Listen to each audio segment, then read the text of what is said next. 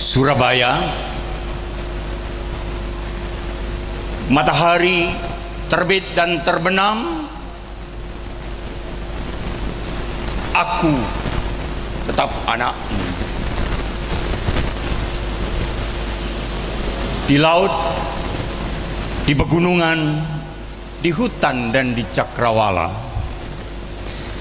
orang akan selalu mengenangmu, menyanyikan lagu-lagu, sebab engkau kota kenangan. Kalau ditanya siapa bercinta tanpa perlu bertemu, jawabnya hanya Surabaya dan aku. Surabaya, bersamamu aku tidur dengan jiwa terbuka, membiarkan mimpi datang dan pergi. Anak-anak sejarah lahir dan mati di pangkuanmu, menyepuh masa depan dan masa lalu dengan dendam kencana, dendam cinta manusia yang tak ada habis-habisnya. Sehingga bila di akhirat nanti ditanya, siapa kasih nyawa untuk negerinya? Jawabnya Surabaya dan aku. Aku berdiri di tepi Kalimas, menatap airmu yang coklat, menatap matahari yang coklat, menatap bumi yang coklat, tumpah darah nenek moyangku. Kalau sampean ditanya siapa tidak lari ketika bumi disiram peluru, jawab saja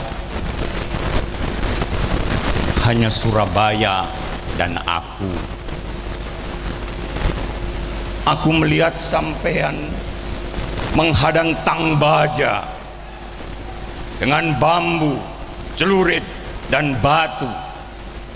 Aku melihat sampean memanjat tiang bendera. Aku melihat sampean berdarah dan berteriak, merdeka! Aku melihat sampean lahir dan mati bersama sejarah. Surabaya, padamu kubayangkan Gajah Mada berdiri di dermaga Ujung Galuh, melepas perahu-perahunya sampai Australia, sampai Afrika. Padamu kuserahkan degup jantung anak-anak terbaik bangsa Indonesia. Bung Karno yang menggetarkan dunia juga lahir di sini.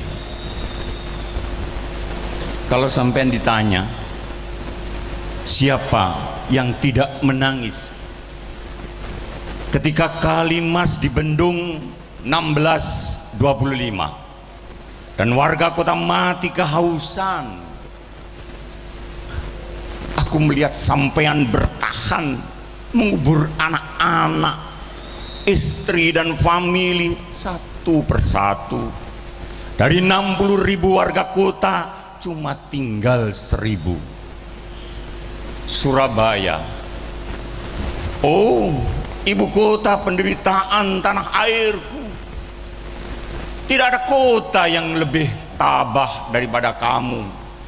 Surabaya, bersamamu aku tidur dengan jiwa terbuka, membiarkan mimpi-mimpi datang dan pergi. Surabaya, engkau barometer temperamen Indonesia. Surabaya, engkau ukuran emosi bangsa ini. Surabaya, engkaulah hati nurani Indonesia. Kalau engkau diam, negerimu akan sepi saja. Kalau engkau marah, tanah airku akan bergolak.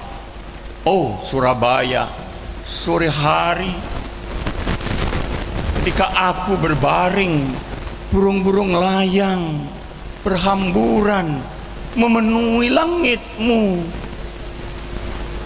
Awan-awan berwarna menatapku, dan aku balik menatapnya.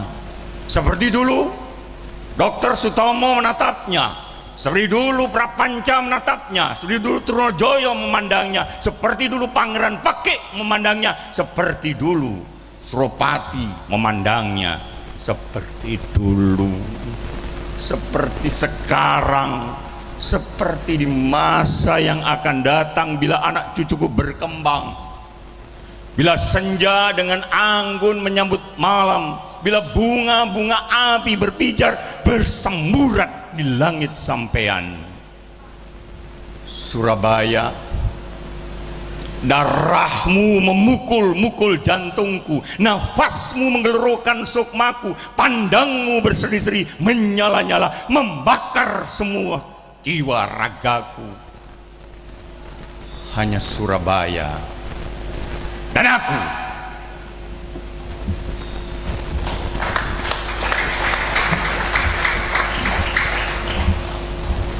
Ini mengawali ketika saya ditantang untuk membuat satu buku pada bulan Maret, yakni Pembicaraan Langit, dan saya berjanji berdialog imajiner dengan B.S. Rendra. Ketika aku melihat kebudayaan sebagai sebuah kalimat pasif, tidak ada artinya. Sebagai kalimat pasif, kebudayaan itu adalah sebagai warisan.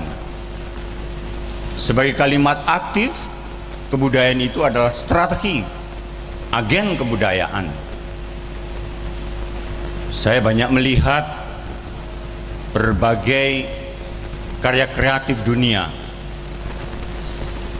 Dari belahan dunia ini aku melihat, tetapi ketika aku tadi diwawancarai oleh sebuah radio, bagaimana dengan strategi kebudayaan di kota Pare atau kota Kediri, lantas saya katakan, bagaimana aku bangga. Kebanggaanku hanya pada seorang tokoh yang bernama Clifford Kidd, yang membuat buku tentang Pare berjudul The Religions of Java, yang kemudian diterjemahkan menjadi Priyayi, Abangan, dan Priyayi, Abangan, dan Santri. Kota Pare adalah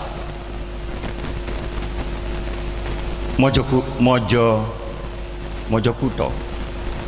Kota Pare adalah sebuah kota yang sangat strategis. Kota Pare adalah sentra kultur, sentra budaya pada saat kerajaan Kediri ada. Lalu aku menangis ketika aku hari ini melewati Simpang Gumul 5. Menangis terseduh-seduh, bukan hanya berpikir, jangan lagi berpikir masalah strategi kebudayaan, membuat warisan kebudayaan saja goblok, apalagi kita berbicara strategi kebudayaan. Para anggota DPR hanya menandatangani saja. Para anggota DPRD cuma menandatangani saja, seperti Dewan Perwakilan Rakyat di mana-mana. Saya melihat tidak ada rasa kebanggaan saja. Aku tunjukkan ketika aku memampangkan diri, menarsiskan diri di depan sebuah bangunan yang begitu megah. Aku tunjukkan kepada mereka-mereka, inikah sebuah strategi kebudayaan? Jawabnya tidak. Inikah sebuah warisan kebudayaan? Jawabnya tidak. Saudara-saudara sekalian, saya menangis di sini. Tetapi saya bangga malam ini. Kebanggaan saya adalah kebanggaan saudara-saudara sekalian yang ada di sini. Kebanggaan ini yang saya pikir mahal harganya untuk saudara-saudara sekalian. Saudara-saudara sekalian, di Indonesia ini hukum sudah bopeng. Ketika keadilan tercapai, pasti kepastian akan hilang. Atau sebaliknya, karena hukum itu bagaikan bandul. Ketika keadilan tercapai, maka kepastian akan tidak tercapai. Tetapi sebaliknya, ketika kepastian tercapai, maka keadilan akan hilang. Saya melihat wajah-wajah ini adalah wajah-wajah yang ingin bertanya, apakah itu? Saya mencoba untuk memberikan satu ilustrasi. Di dalam novelnya Le Miserable, Victor Hugo, itu dikisahkan seorang yang sangat menderita. 2 hari dia tidak makan, dia punya seorang istri dan seorang anak kira-kira sebesar cucu saya, masih kecil, masih menyusui ibunya. Karena 2 hari tidak makan, maka anak kecil ini yang digendong ibunya menangis terus-menerus karena air susunya tidak keluar. Seorang yang menderita ini kemudian berpikir, aku harus keluar rumah, aku harus keluar rumah, whatever will be. Di sebuah perempatan jalan ada sebuah etalase kue. Dia berpikir, kalau etalase ini saya hancurkan dan kue ini saya bawa pulang dan berlari, terus berlari sampai di rumah, aku berikan kepada istriku, mah cepet makan mah. Apa yang terjadi? Setelah dipecah kacanya, kue dibawa sampai di depan istrinya, mah makan mah. Begitu istrinya mau makan, belum sampai di mulutnya, ada seorang tangan kekar menahannya. Stop, kamu mencuri. Belum sampai ke mulut istrinya. Secara singkat, sidang dibuka. Hakim mengetuk pilu. Palu yang diketuk hakim ini mengatakan begini, saudara dikenakan pasal pencurian dengan kekerasan. Hukumannya adalah 8 tahun penjara karena Anda memecahkan dan mencuri roti, karena Anda memecahkan etalase kaca itu dan mencuri. Ini pencurian dengan kekerasan, hukumnya 8 tahun penjara. You bisa bayangin hukumannya mereka-mereka yang koruptor. Dia menjerit, Pak Hakim, saya mencuri bukan karena pencuri, Pak Hakim. Saya mencuri karena kelaparan. Anak saya tidak bisa makan, istri saya juga. Dengan congkaknya, hakim mengatakan, kepastian hukum harus ditegakkan meskipun langit runtuh. Hakim berpihak kepada kepastian, hakim melempar keadilan hukum. Karena hukum itu bandul. Ketika kepastian tercapai, keadilan pasti hilang. 8 tahun dia mengalami penjara. Sore hari begini, hujan rintik-rintik, dia keluar dari penjara yang selama 8 tahun. Lalu dia berteduh di sebuah beranda gereja. Oleh pastor dibuka, kamu siapa? Oh, saya habis mencuri, dihukum 8 tahun. Oke, masuk, katanya pastor. Apa yang terjadi? Malam ini kita makan disediakan, Lalu makanlah mereka. Sang pastor melihat, loh kenapa kamu kok tidak menghabiskan makananmu? Orang yang menderita ini menjawab, tidak pastor, ini akan aku bawa sebagian untuk istriku. Oh, istrimu sudah 8 tahun kau tinggalkan. Sudah, habisi semua itu, kamu tidur, besok pagi kamu beri bekal. Tidurlah dia, tetapi setan mempengaruhinya. Diambillah semua barang-barang gereja, dimasukkan dalam rangsel, kemudian dia keluar. Ketika pintu dibuka dan berderit, pastor bangun. Kenapa kamu mengambil barang-barang gereja? Orang yang menderita ini tanpa pikir panjang menghantam muka pastor, bam, pastor pingsan dan dia berlari. Unfortunately, alangkah malangnya, dia ditangkap oleh polisi. Buka, ini barang-barang gereja, seret ke gereja. Pastor, apakah betul barang-barang ini milik gereja? Tentu saja pastor menjawab, ya, ini barang-barang gereja. Apa yang terjadi? Muka polisi merah padam, tangannya menggenggam keras, mau dihantamkan ke muka orang yang menderita ini. Pada waktu polisi mengatakan, oh berarti kamu mencuri, itu mau memukul mukanya si orang yang menderita ini. Sebelum tinjunya polisi menghantam mukanya, maka pastor bilang, tidak, dia saya beri. Intinya bahwa pastor itu tidak menghiraukan kepastian hukum, tetapi pastor mengambil keadilan hukum. Kepastian ditinggalkan. Sekarang pertanyaannya, adakah hakim-hakim kita begitu? Adakah hakim-hakim kita itu, katanya bahasa Inggrisnya begini, law has not been logic but experience. Hakim di dalam memutus itu tidak hanya menggunakan aturan-aturan yang tertulis, tidak, itu hakim goblok. Hakim yang benar itu adalah menggunakan hati nurani, bukan menggunakan kitab undang-undang baik pidana maupun perdata, tapi menggunakan hati nurani. Dan ini sangat sulit banget ya. Kasus BGBW, saudara semua sudah mengetahui. Kenapa tadi Pak Fanani mengatakan seorang Sutanto yang berada di depan Anda ini lalu berpihak kepada KPK? That's why I told you, my reason is, ini alasan saya.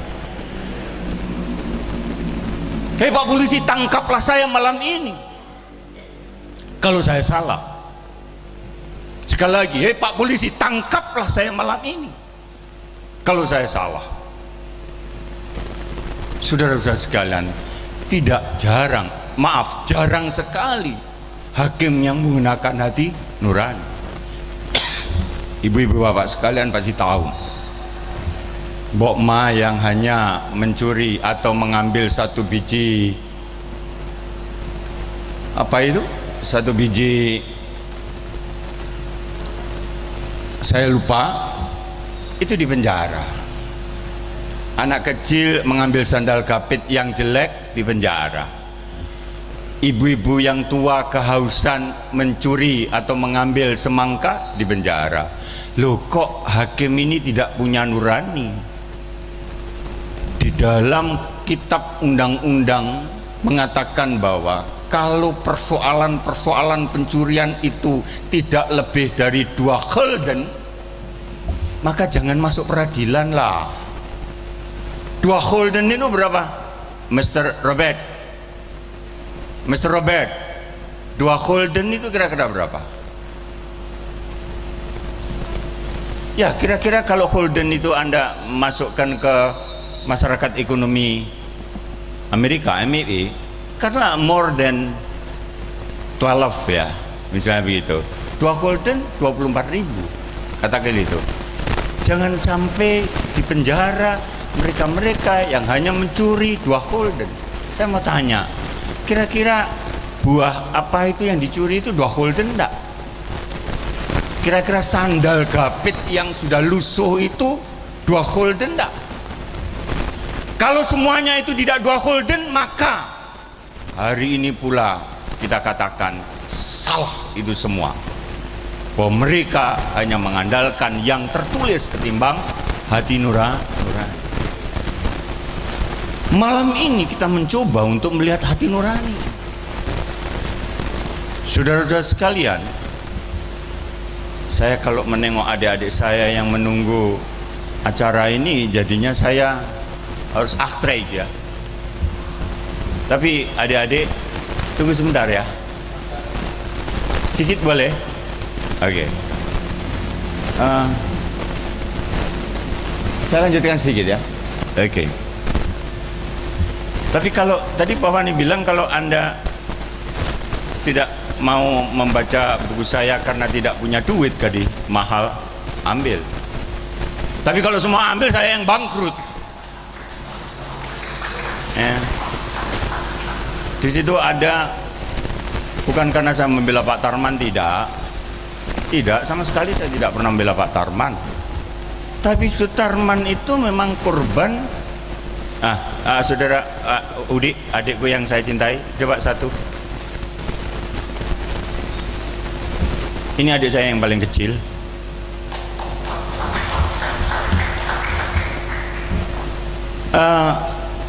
Ini hari ini terbit. Buku ini hari ini terbit. Tanggal 21 ketika saya di Paris, saya mencuri ini 20 karena ini masih berada di hangat-hangatnya kompor. Jadi saya mencuri dari, saya tidak memihak kok sama Sutarman. Anda bayangkan ini pelan-pelan ngomong adik-adik yang kecil. Pak Tarman itu belum waktunya selesai. Selesainya jadi Kapolri itu kalau Oktober itu berapa bulan? Taruhlah 8 bulan atau 7 bulan lagi. Nah gitu ya. Andai kata Anda sebagai Pak Tarman gondok enggak? Atau gondi saking gondoke.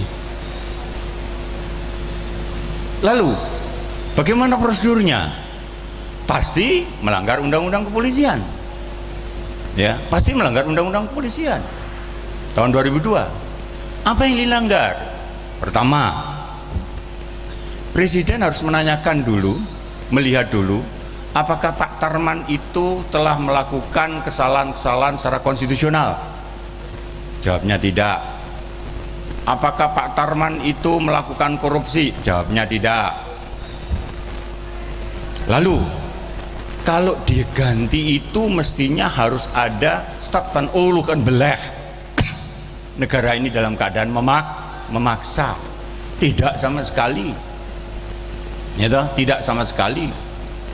Saya lanjutkan lagi pelan-pelan supaya kita, bukan berarti tuku, enggak. Sing penting ingin ngomong, sing penting Anda tidak punya uang kemudian ngomong, jadi saya butuh itu, silahkan ngambil, tapi ojo kabeh. Ojo kabeh. Balik lagi, saya katakan harus menanyakan dulu kepada Dewan Perwakilan Rakyat, haruskah Sutarman itu diganti? Setujukah Sutarman itu diganti? Tidak kemudian lantas main comot saja kemudian diganti. Alangkah malangnya yang mengganti adalah PLT. Gila kan? PLT, Badudin Haiti yang sekarang menjadi, apa yang terjadi saudara sekalian? Kita ini ngomong tegakkan hukum tapi kita sendiri tidak mau menegakkan hukum. Nomor 2, katanya ini Pak Polisi, mohon maaf saya berdiri di sini kalau saya salah ditangkap. Pak Polisi, katanya ini adalah perseteruan antara Sutarman, antara BG sama BW, NWD. You bisa bayangin ketika pra peradilan diokein oleh hakim siapa ini, Rizaldi,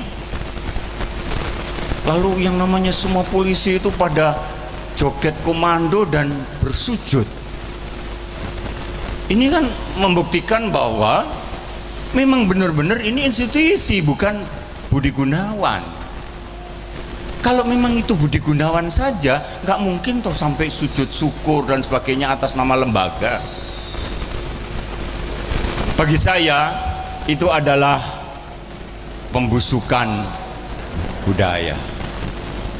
Bagi saya itu adalah pembusukan budaya. Mari kita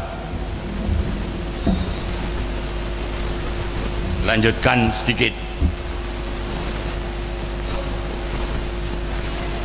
Puisi ini adalah sebuah pembusukan budaya yang sangat menyentuh hati. Kabut fajar menyusut dengan perlahan, bunga bintaro berguguran di halaman perpustakaan. Di tepi kolam, di dekat rumpun bambu, aku duduk di atas batu, melelehkan air mata. Cucu-cucuku, zaman macam apa? Peradaban macam apa yang akan kami wariskan kepada kalian? Jiwaku menyanyikan tembang Mas Kumambang. Kami adalah angkatan pongah, besar pasak daripada tiang. Kami tidak mampu membuat rencana menghadapi masa depan, karena kami tidak menguasai ilmu untuk membaca tata buku masa lalu, dan tidak menguasai ilmu untuk membaca tata buku masa kini. Maka rencana masa depan hanyalah spekulasi keinginan dan angan-angan. Oh cucuku, di negara terlanda gelombang zaman edan, cita-cita kebajikan terhempas waktu, lesu di pangkuan batu. Tetapi aku harus bertahan. Itu di dalam bukuku yang kuning ini. Bagaimana solusinya? Ya solusinya orang-orang yang masih bersih harus bergerak. Orang-orang yang masih bersih harus bangkit. Mari kita sama-sama mengepakkan tangan dan maju untuk bangkit. Bangsa kita kini seperti dulu terperangkap dalam kaleng hutang yang dikocok-kocok oleh bangsa adikuasa tanpa kita berdaya melawannya. Saya ini mau dicuci otak. Saya selama 2 minggu di Freeport dipanggil oleh manajemen Freeport. Saya mau dicuci otak. Tapi sebelum itu saya tanya, who own this factory? Siapa pemilik perusahaan ini? No one answer. Tak seorang pun menjawab. Saudara-saudara bisa bayangkan itu, yang namanya gold, copper, uranium,